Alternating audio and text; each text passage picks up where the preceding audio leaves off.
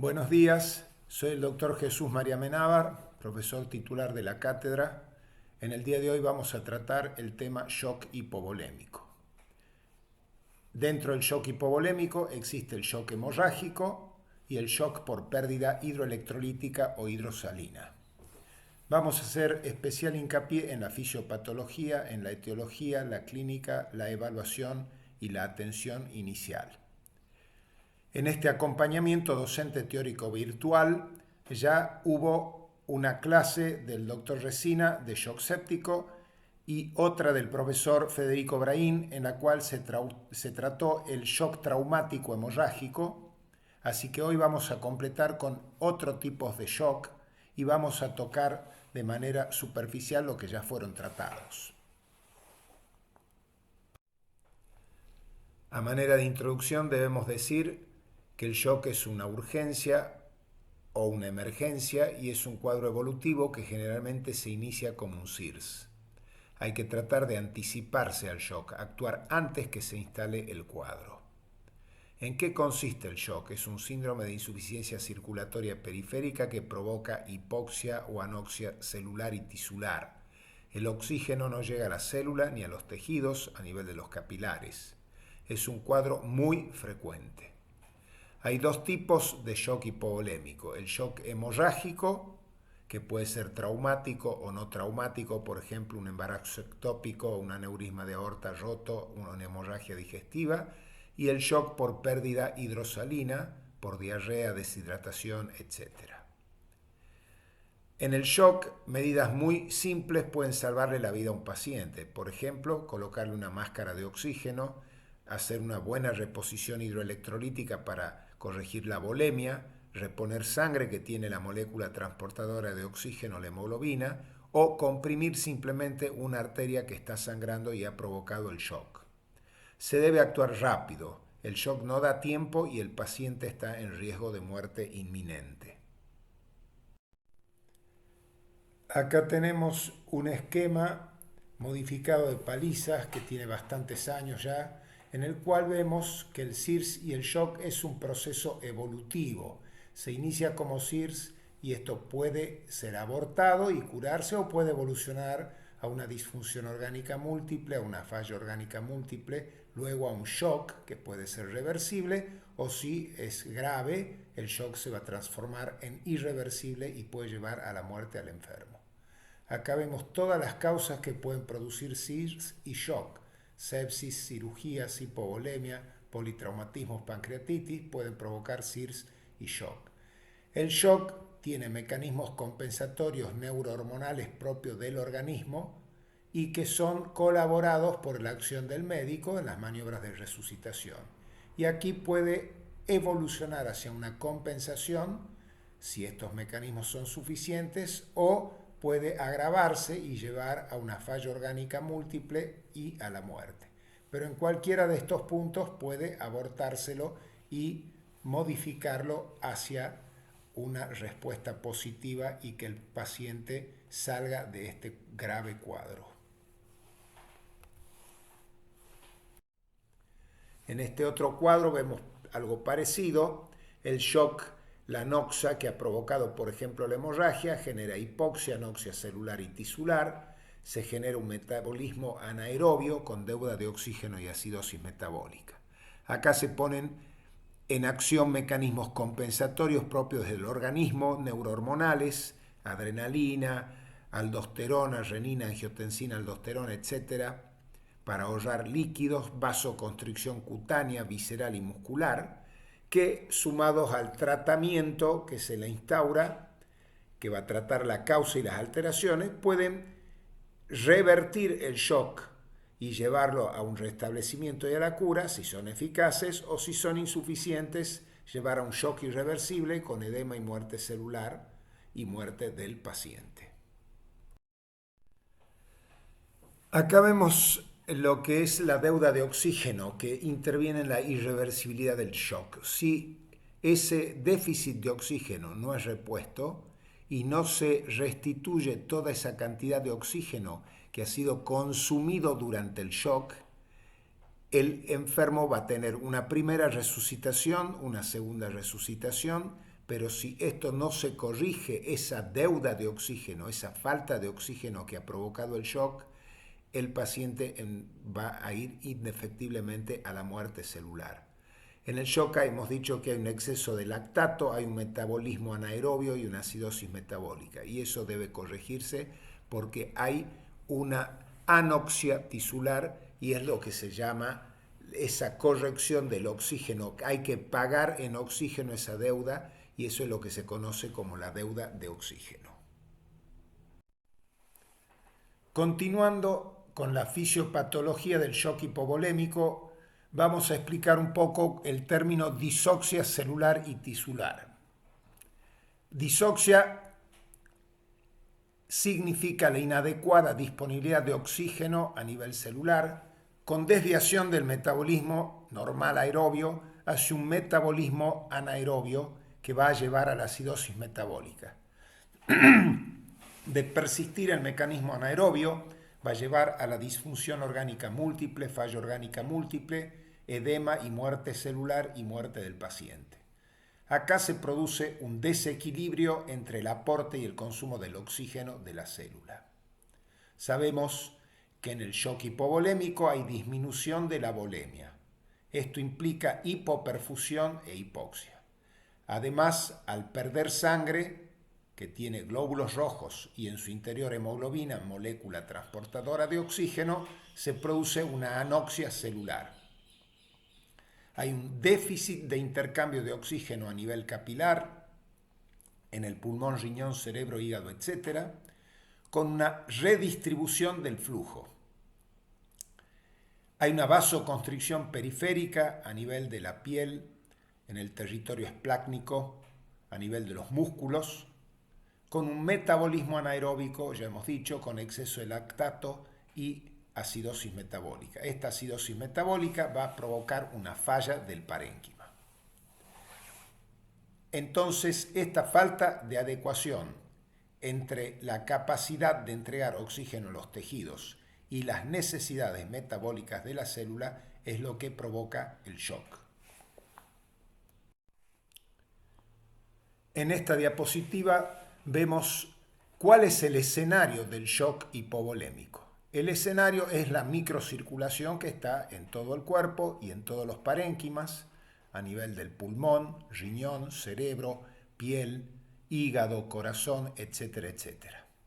Vemos en este esquema cómo está constituido por una arteriola, por una vénula. Por la arteriola ingresa la sangre oxigenada, 600 mililitros por minuto y por metro cuadrado. Por la vénula se retira la sangre carbooxigenada con 450 mililitros por minuto y por metro cuadrado. O sea que en la red de capilares hubo una extracción de oxígeno de aproximadamente 150 mililitros por minuto y por metro cuadrado hacia la célula. Acá está la relación entre la disponibilidad de oxígeno y el consumo celular. Continuando con la microcirculación y la red capilar de intercambio, vemos que se produce a través de la red capilar el intercambio de oxígeno y de anhídrido carbónico. En el pulmón este fenómeno se denomina hematosis. También se realiza en los parénquimas. ¿Qué es lo que se transporta? Agua, iones, nutrientes, hidratos de carbono, aminoácidos, ácidos grasos, desechos metabólicos como la urea, etc. La sangre debe circular, tiene que haber un flujo. Esto se lo llama la volemia efectiva circulante y además ese volumen debe ir con una adecuada presión. El transporte a través de las membranas se produce por difusión pasiva, el agua, por ejemplo, por un fenómeno de ósmosis, con diferencia de concentraciones. El agua fluye desde las zonas donde está más diluida hasta las zonas donde hay mayor concentración de solutos. Y también hay un transporte activo de membranas, lo que se llama la bomba de sodio y potasio, en la cual se hace contragradiente de concentración y con gasto energético de ATP.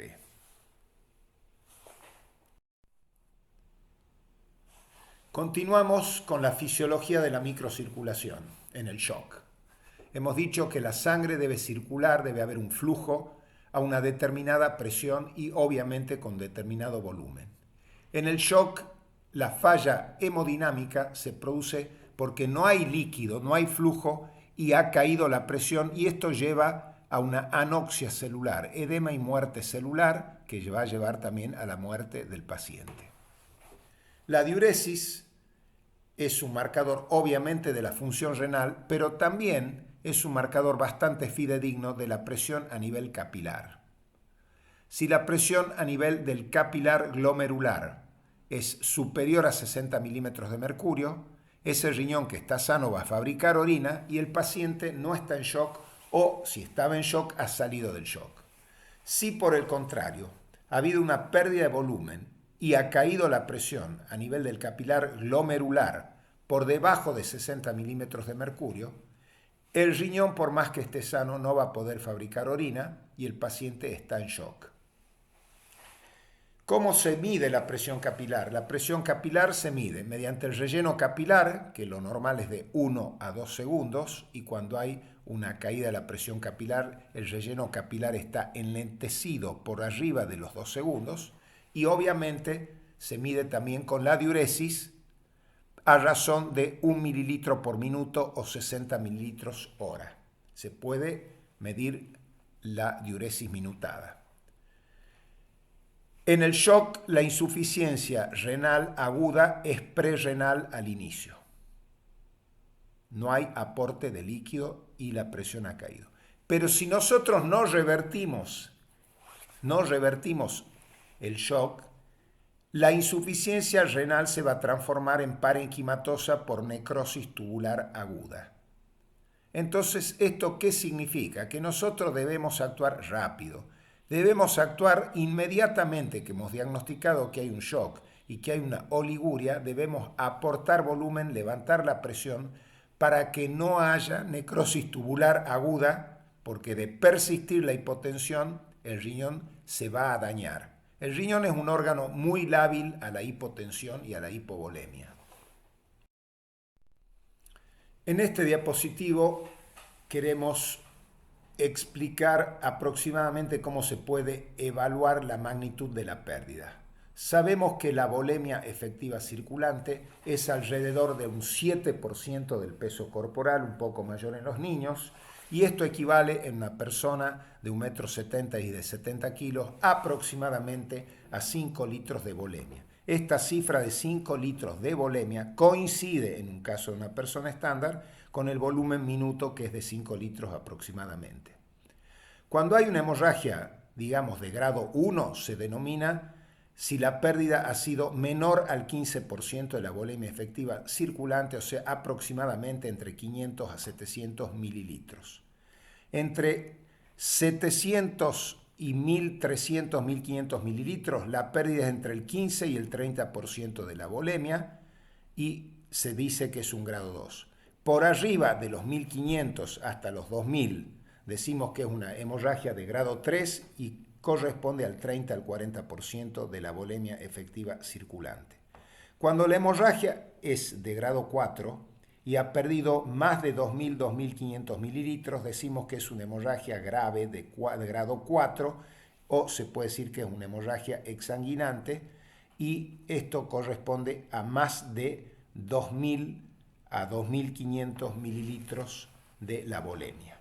Y esto está representado también en el cuadro siguiente, donde vemos esto y cómo a medida que se va aumentando la pérdida, grado 1, grado 2, grado 3, grado 4, nosotros vemos acá a la izquierda que los signos de shock, medidos con los signos vitales, frecuencia del pulso, tensión arterial, frecuencia respiratoria, diuresis y lo neurológico se van agravando.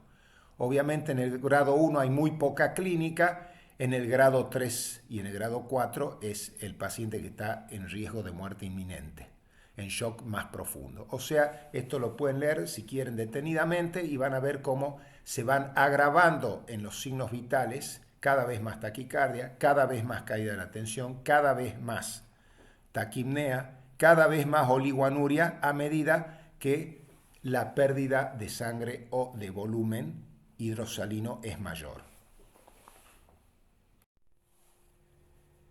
En cuanto a la clínica del shock hipovolémico, es fundamental confeccionar una historia clínica, la anamnesis, el examen físico, con una salvedad que se debe hacer rápidamente, porque hemos dicho que esta es una situación de emergencia. O sea, la historia clínica debe ser realizada, tomar los datos muy precisos y rápidos. En cuanto a la enfermedad actual, se le va a preguntar si ha tenido vómitos, diarrea, si le duele, si ha tenido pérdida de sangre, si ha sufrido algún trauma, etc. Y los antecedentes, es importante recabar datos sobre si es diabético, hipertenso, si ha tenido algún infarto, etc. En el examen físico hay que valorar los signos vitales. La evaluación es clínica, eminentemente clínica: el pulso, la tensión arterial, la frecuencia respiratoria, la temperatura, la coloración de la piel y de las mucosas, el relleno capilar y la diuresis. En cuanto a los signos de shock, en la piel, palidez de piel y mucosas, sudoración, frialdad, menos frecuentemente cianosis. En el sistema nervioso vamos a observar que al principio el paciente está excitado. Sabemos que la excitación es un signo de hipoxia. Luego desorientación, obnubilación y hasta coma. En el aparato respiratorio, disnea, taquipnea, va a poner en funcionamiento los músculos accesorios, el esternocleidomastoideo, los intercostales. En el cardiovascular, taquicardia, hipotensión, la saturación de oxígeno con un saturómetro de pulso, vamos a ver que ha caído. Los pulsos periféricos están débiles o ausentes, el relleno capilar enlentecido mayor de 2 segundos y el enfermo está en oligoanuria, con una insuficiencia prerrenal que hay que revertir para que no se transforme en una insuficiencia parenquimatosa.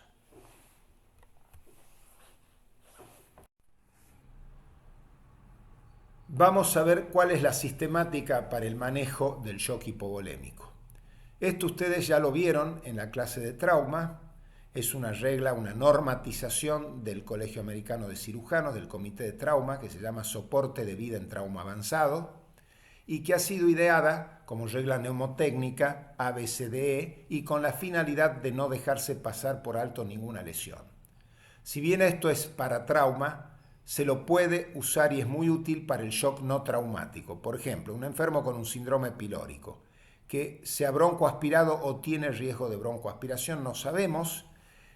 Es muy importante la evaluación de la A, de la vía aérea, y la evaluación de la ventilación. O sea que, si bien esto es para trauma, se puede usar en el shock no traumático. Y así vemos el control de la vía aérea permeable y la columna cervical, la respiración, o sea la ventilación, el aparato circulatorio y el control de hemorragias, la evaluación neurológica con el score de Glasgow o el LABDI y la exposición del paciente. En esta diapositiva vamos a ver distintas etiologías que provocan shock hipovolémico y los cuadros clínicos respectivos. Trauma y quemaduras. La quemadura está dentro del capítulo de trauma, ya ha sido tratado en la clase del profesor Brahim. Quería hacer hincapié yo aquí que se debe calmar el dolor, ya que además de shock hipovolémico, un paciente con un trauma grave por el dolor puede provocar un shock neurogénico, que lo agrava aún más. El embarazo ectópico roto, causa de shock hipovolémico. La paciente es una mujer joven que ingresa con un intenso dolor, es un abdomen agudo. Hay que interrogar sobre el ciclo menstrual, si ha tenido alguna falta, y aquí es de gran ayuda la ecografía y el test del embarazo. Por el contrario, si se trata de una persona mayor de 65 o 70 años, que ingresa con un shock hipovolémico, con intenso dolor agudo, una masa pulsátil, los pulsos deben verificarse, los pulsos pueden estar alterados, de gran ayuda la ecografía y la tomografía. Toda persona mayor de edad que de manera brusca hace un shock hipovolémico, se debe pensar en un aneurisma de aorta roto, interrogar sobre hábitos tóxicos, tabaquismo, etc. Un paciente que llega con una gran deshidratación o un niño, por ejemplo, en el hospital de niños, con antecedentes de pérdidas graves, sed, piel seca, pliegue, etc. Esto también ha sido tratado en la clase de deshidratación y equilibrio hidroelectrolítico. La pancreatitis aguda, aquí quiero detenerme porque la pancreatitis aguda es una patología muy frecuente en el servicio de cirugía de nuestro hospital. En todos los servicios de cirugía general, la pancreatitis aguda es una de las patologías más frecuentes relacionadas a la patología biliar. Provoca un tercer espacio, que ya vamos a explicar qué es, un intensísimo dolor, es un abdomen agudo, y aquí también el paciente puede tener, además de un shock hipovolémico, porque además vomita, etcétera, y hay extravasación de líquidos desde el páncreas hacia el espacio retroperitoneal, incluso hacia el peritoneo, puede tener un shock neurogénico por el dolor. Es de gran utilidad el dosaje de la amilasa, que nos puede orientar hacia la pancreatitis aguda, además de, obviamente, la clínica. En la oclusión intestinal también se produce un tercer espacio, hay una gran distensión abdominal con vómitos enterales. En la radiografía de abdomen directa de pie, que es de gran utilidad, se observan los niveles hidroaéreos y genera un cuadro metabólico de acidosis con caída del ion bicarbonato. El síndrome pilórico también genera un tercer espacio. El paciente tiene vómitos abundantes, deshidratación, distensión gástrica y se genera una alcalosis hipoclorémica e hipopotasémica. Esto en los adultos se ve, por ejemplo, en los cánceres de estómago y en los niños en la hipertrofia pilórica. ¿Qué es un tercer espacio? Un tercer espacio es un espacio en donde ha habido una pérdida interna de líquido, gran extravasación de líquido hacia fuera del sistema vascular, hacia la luz de la víscera, hacia el peritoneo, hacia la pleura, hay un edema hacia el celular subcutáneo. Por ejemplo, en el ilio, el intestino delgado, que tiene funciones de absorción y secreción hacia la luz, bloquea la absorción y se exacerba la secreción y empieza a haber gran cantidad de líquido dentro de la luz del intestino, y este es un espacio perdido, es líquido que se pierde, y a esto se le llama tercer espacio. En cuanto a los métodos complementarios de diagnóstico, el laboratorio es muy importante. En el momento de colocar una venopuntura con un Avocat en una vena periférica, lo primero que se debe hacer es extraer sangre para una muestra al laboratorio. Crucial el grupo sanguíneo y el factor RH, sobre todo si se trata de un shock hemorrágico. El hemograma, el hematocrito, no cuantifica la pérdida aguda de sangre, pero sirve como un valor de referencia para saber de dónde partimos. La glucemia para saber si no es diabético, la urea y la creatinina para saber si ese enfermo no tiene una alteración previa del riñón, el ionograma, los gases en sangre. En el shock hay tendencia a la acidosis metabólica y a la alcalosis respiratoria. En cuanto a las imágenes, son muy útiles la radiografía, la ecografía y la tomografía computada. No se debe trasladar a un paciente inestable o en shock a hacer ningún estudio. Primero se lo debe compensar. Si se compensa y es necesario, recién se lo trasladará para hacerle el estudio. Además, la ecografía se puede hacer en la cama del paciente y la radiografía también con un aparato portátil. En esta diapositiva podemos ver esta ecografía en donde se observa claramente un embarazo tubario fuera del útero que ha sido la causa del shock hipovolémico.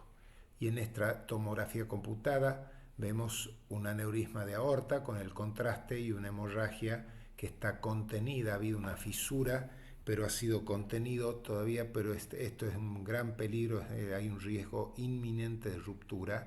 Y acá vemos en la reconstrucción tridimensional este aneurisma de la aorta abdominal, que ya está roto y que incluso hay algo de líquido fuera del aneurisma. En esta diapositiva vemos dos casos de shock hipovolémico por pérdida hidroelectrolítica o hidrosalina. Hay una gran pérdida de volumen líquido por acumulación en un tercer espacio. En la diapositiva de la izquierda vemos un paciente con un síndrome pilórico, en el cual en el síndrome pilórico se produce una alcalosis metabólica por pérdida de cloro y de potasio. El paciente vomita permanentemente porque hay una enorme acumulación de líquidos en el estómago. Como se ve acá, todo esto es el estómago lleno de líquido. En la diapositiva de la derecha vemos un niño con una oclusión intestinal. En la oclusión intestinal hay generalmente una acidosis metabólica por pérdida de ion bicarbonato y este niño tiene una gran distensión abdominal con vómitos entéricos y vemos en la radiografía de abdomen de pie los niveles hidroaéreos. Aquí tenemos un caso de un shock hemorrágico por trauma, un traumatismo tóraco-abdominal por empalamiento con lesión de hígado y pulmón. Un paciente de 34 años, obrero de la construcción, cayó de un andamio de altura y tuvo este empalamiento, hubo que seccionar con una sierra eléctrica estas vigas y llegó al hospital en shock. En cuanto a los objetivos del manejo inicial del shock hipovolémico, hemos dicho que empleamos la normatización del ABCDE. Nosotros tenemos que lograr que el aire ingrese y pueda salir libremente a través de la vía aérea, que haya una buena ventilación y una hematosis a nivel del alvéolo, con el ingreso del oxígeno al capilar y la salida del CO2, y que la sangre circule, que haya flujo, con buen volumen y buena presión. Este es un muy lindo esquema de una diapositiva que me ha facilitado el profesor Manuel Márquez, ex docente de esta cátedra. En el manejo y atención inicial del shock hipovolémico, hemos dicho que nos guiamos por la normatización del Colegio Americano de Cirujanos, el ABCDE y el control de los signos vitales, y esto se debe realizar en simultáneo, la evaluación y la terapéutica, la colocación de vías, de oxígeno, etcétera, etcétera. Esto se hace con un trabajo en equipo, en donde intervienen médicos, enfermeras, personal de laboratorio, etcétera. Apenas ingresado el paciente al shock room, se le debe colocar el oxímetro de pulso para ver la saturación de oxígeno y un cardioscopio. Elevar los miembros inferiores. Esta simple maniobra le puede agregar un volumen muy importante de más o menos 1000 mililitros, es una especie de autotransfusión. Se debe colocar una máscara y administrar oxígeno al 100%. Recordemos que el shock es básicamente anoxia celular. Al paciente se lo ha descubierto para cumplir con el ABCDE, pero una vez que se ha hecho la evaluación se lo debe tapar con frazadas porque en el shock hay hipotermia. Si encima, por ejemplo, estamos como ahora en el mes de julio y hace frío, el paciente está desnudo, tiene hipotermia por el shock y encima hace 6 grados, 7 grados, se puede profundizar el shock. Simultáneamente, otra persona ha colocado 2 vías periféricas gruesas, en el pliegue del codo, por ejemplo, de 14 a 16G, AVOCAT, y lo primero que hace, una vez colocada la vía estando en vena, es extraer sangre para hacer un laboratorio, el grupo sanguíneo, el factor RH, la glucemia y lo basal. Luego de extraer la sangre con una jeringa, se conecta una tubuladura a un suero fisiológico y se pasan 4 frascos de solución fisiológica en 20 minutos a goteo libre y a presión cuando se trata de una hemorragia grave, por ejemplo. Y luego de pasar, mientras está pasando esta reposición de la volemia, hay que traer sangre porque va a haber que reponer sangre. Recordemos que la sangre tiene glóbulos rojos, hemoglobina, que es la única molécula conocida al día de hoy que transporta oxígeno. Otra persona le coloca una sonda vesical con balón y otra persona una sonda nasogástrica. Y les recomiendo aquí que vean los videos que ha puesto el doctor Luis María Barico, docente de la cátedra y administrador de la página, que son excelentes estos videos donde se puede ver cómo se coloca una sonda. A la vez, esto es muy importante, la reevaluación clínica, ver qué respuesta clínica ha tenido ese paciente a las medidas instauradas. A los 15-20 minutos de reanimación se debe repetir la evaluación con los signos vitales, el pulso, ver si ha disminuido la taquicardia, si ahora ya se sienten los pulsos periféricos, si se ha levantado la presión, si el enfermo que estaba soporoso ahora está más conectado, ver el relleno capilar, etc. Cada 15-20 minutos se debe reevaluar. Y esto es lo que vemos en esta diapositiva que me facilitó el doctor Márquez, que la ha ideado él, en el cual vemos que el manejo es un manejo dinámico. No evalúo una vez y me voy a tomar un café. Estoy al lado de la cama del paciente, estoy haciendo medidas de reanimación intensivas y a los 20 minutos, luego que le he repuesto la volemia, le pasé 2, 3, 4 frascos de solución fisiológica o de Ringer, lo vuelvo a evaluar. Reevaluación. Continúo con las medidas terapéuticas, vuelvo a ver el diagnóstico si han mejorado los signos vitales, sigo tratando, vuelvo a reevaluar. Esto es una cuestión dinámica y esto es el espiral que representa esta espiral que ha dibujado acá en la diapositiva el doctor Márquez.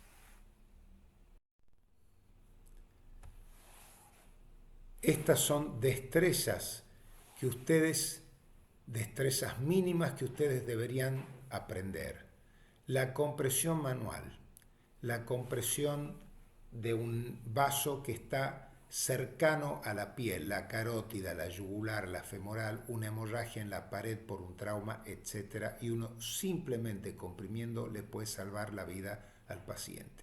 Saber colocar una vía endovenosa periférica con un Avocat, todo médico debería saber hacer esta maniobra. Saber indicar soluciones parenterales, conocer las distintas soluciones, saber colocar una sonda vesical, saber colocar una sonda nasogástrica, saber tomar la presión y el relleno capilar.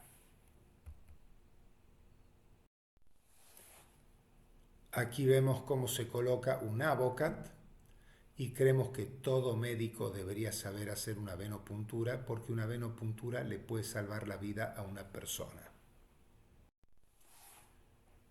Esta es una diapositiva del doctor Márquez que él la llama caja de herramientas. O sea, en el maletín de un médico uno debería tener, que hace urgencias, debería tener esto: un tensiómetro, un estetoscopio, tomar el reloj que representa para tomar la frecuencia del pulso, un suero, una tubuladura, un termómetro, un Avocat, un catéter, un angiocatéter, la sonda vesical, una bolsa colectora de orina. Todo esto es la caja de herramientas que le llama así el profesor Márquez. Y seguimos con esta caja de herramientas. Aquí tenemos tiras de glucemias para ver si el enfermo es diabético o no, una sonda nasogástrica, una bigotera y un ambú, que se llama también resucitador manual o bolsa autoinflable para la oxigenoterapia, y un oxímetro de pulso que me va a marcar la saturación de oxígeno y la frecuencia cardíaca. Estas son soluciones cristaloides que sirven para hacer la reposición hidroelectrolítica o reposición hidrosalina. Hay de diversos tipos. Acá tenemos la solución fisiológica al 0.9% con cloruro de sodio. Es una solución isoosmolar, solución electrolítica balanceada, solución de Ringer lactato, solución de dextrosa al 5%. Son todas soluciones con la cual uno puede hacer reposición de la volemia a un paciente en shock. Estos frascos tienen cada uno 500 mililitros y ustedes ya le han explicado en otra clase la regla del 7, acá la tienen, después la pueden leer, y sirve para saber cómo hidratar al paciente. Los cristaloides son soluciones con solutos de bajo peso molecular. Y también tenemos soluciones de macromoléculas con solutos de alto peso molecular que se llaman coloides y que ejercen una presión oncótica importante que atrae líquido hacia el compartimiento intravascular. La albúmina, que es un expansor plasmático con presión oncótica, es una proteína de alto peso molecular. Macromoléculas como el hemacel, gelatinas, la sangre y el plasma. Una característica de la sangre que quiero destacar es que la sangre viene de un banco y un banco es una heladera. La sangre viene a 4 grados centígrados, el paciente está en shock hipovolémico. No se debe pasar sangre a 4 grados centígrados porque se puede profundizar el shock.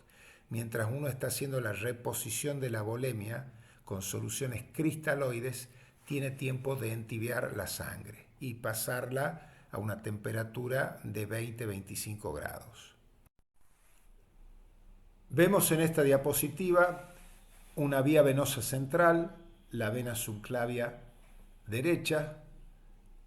Esta vía venosa central mide la presión venosa central. La presión venosa central, cuyos parámetros normales son entre 8 a 12 centímetros de agua, es una medida del llenado de la aurícula derecha. Cuando el enfermo se ha exsanguinado y la aurícula está vacía y un retorno está disminuido, la presión venosa central cae a menos de 5 y puede a veces ser indetectable.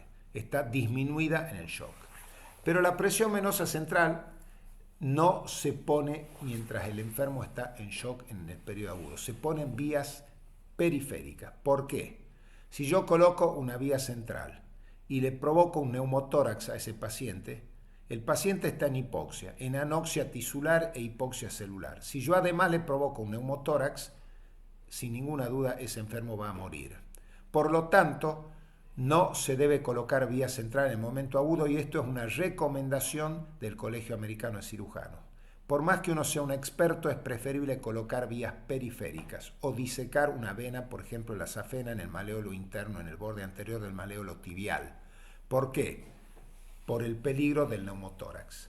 Ahora, una vez que el paciente está compensado y ha salido del shock y ya estamos tranquilos, ya no está el estrés de esta situación angustiante que es tratar un shock en donde el paciente tiene un riesgo de muerte inminente, entonces en ese momento ahí sí se puede poner la vía central colocada por un cirujano o por un terapista que tenga experiencia en esta maniobra.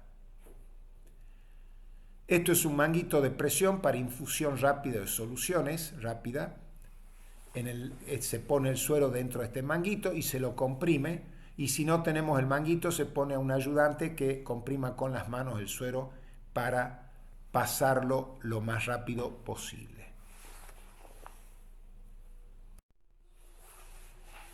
Vamos a terminar esta clase de shock hipovolémico dando las conclusiones. Existen dos tipos de shock hipovolémico. El hemorrágico, que a su vez puede ser traumático o no traumático, o por pérdida hidroelectrolítica o hidrosalina. El shock hipovolémico es una patología muy frecuente. Recordamos que el trauma y shock hipovolémico constituyen la primera causa de muerte en personas jóvenes hasta los 45 años. Constituye una urgencia, una emergencia, y por lo tanto se debe actuar rápido. El paciente está en riesgo de muerte inminente. Medidas simples, muy sencillas, pueden salvarle la vida a esa persona. Por ejemplo, poner una máscara de oxígeno al 100%, reponer líquidos, reponer sangre, comprimir un vaso sangrante que lo está desangrando, son medidas salvadoras de vida. Ustedes deben desarrollar competencias básicas: saber colocar una vía endovenosa, un Avocat, una sonda nasogástrica, una sonda vesical, saber tomar el relleno capilar. Son medidas fundamentales que ustedes tienen que conocer. El manejo del shock hipovolémico en la atención inicial es estrictamente clínico. El diagnóstico, la evaluación, manejo y atención inicial, la toma de los signos vitales, el ABCDE, es clínica pura.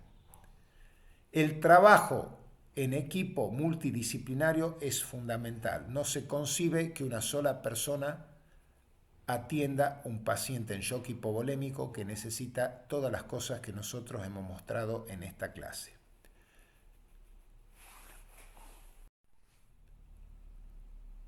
Muchas gracias.